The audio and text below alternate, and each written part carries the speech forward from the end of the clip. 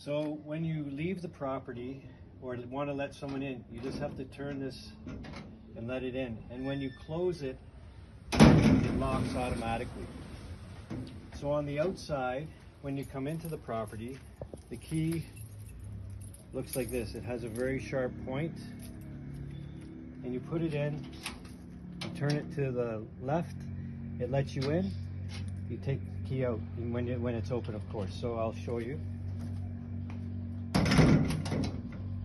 Come in, take the key out, you close it, it locks. And then if you want to open up the gate, you have to just pull this down, open this, lift this up till it's up on the top. You open up the gate to where you want, you come back, put it down,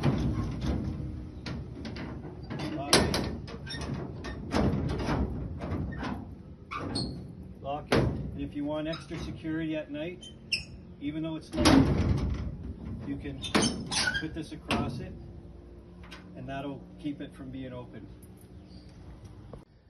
There are two areas that are off limits to the guests. That is the washing machine area. This is only meant for the maid, and we cannot do personal laundry for guests at this time due to water use limits. This is the other area. It is for the pool pump and controls. Please do not touch this. This is up to the pool and grounds guy to adjust, because otherwise it could cause problems with the pool. These are the pool loungers. We ask that they be brought back in after use in the evening or if it is raining. To move them, you just have to pick up the front end, and then they have wheels, and then you could put them to where you want them on the property. In the two upper bedrooms, there are lock-up security drawers that only the property manager, not the maid or the grounds guy, have no keys for this, but only the property manager and the guest. You put the key in, it's locked, open, locked. As well, in the other bedroom, you have a drawer,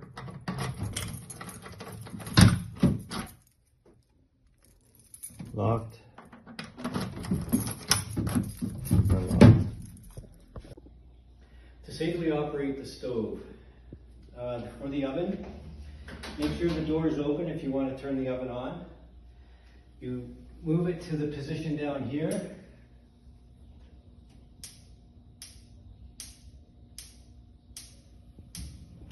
And you can hear it start. You can lift it up with a pair of tongs or something to make sure the flame's there, and then you can turn it on higher so you can see the flame below and hear the flame. To turn it off, it's in the upright position, and this is a timer as well. Now for these three front burners don't have the automatic lighter, so every other one does. So this one, and this one have the starter.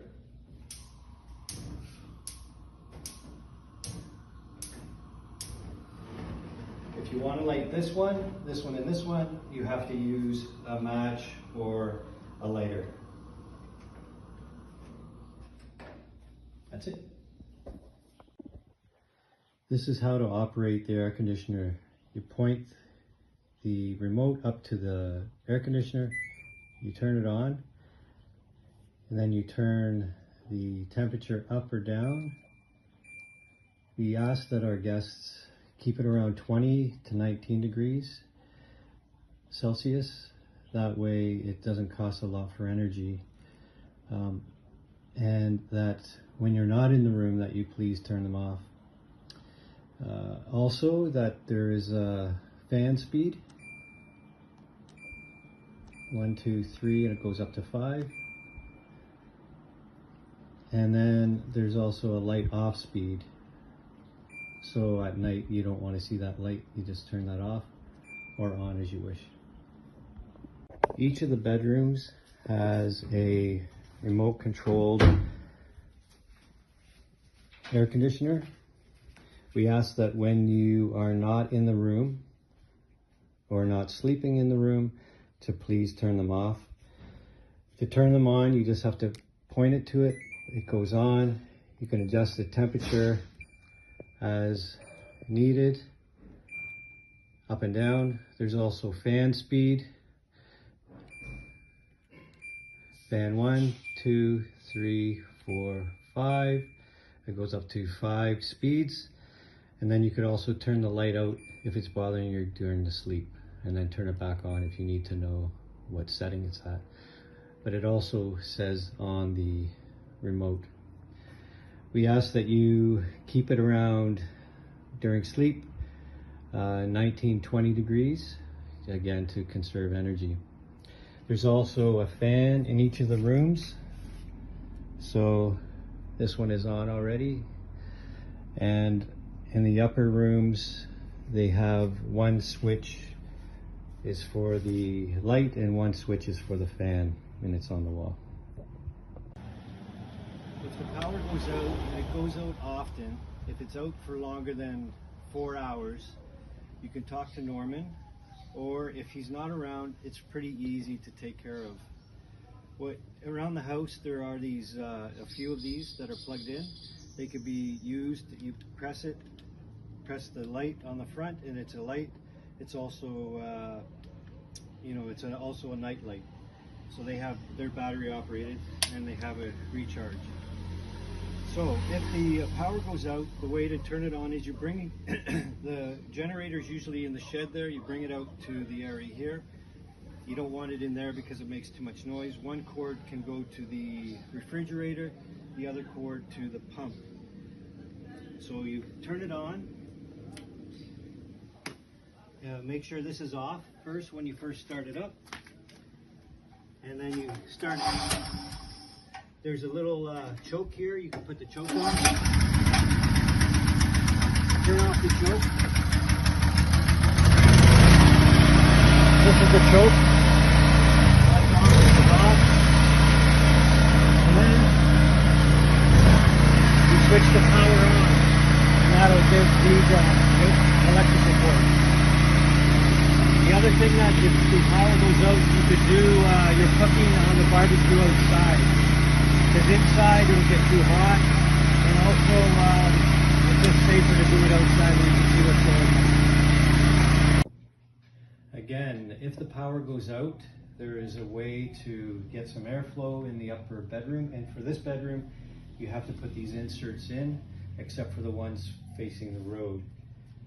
So to put these in properly, you open the window, and there's a lock on the window. You put that in the lock position. You take the window screen, you line it up with the clips, and it's in place. And there's one other window on that side you do the same for. If you are without water or the power goes out and you cannot flush the toilet because there's lack of water or power for the pumps, you can go to the pool, grab a pail of water and take it in. Flush the toilet.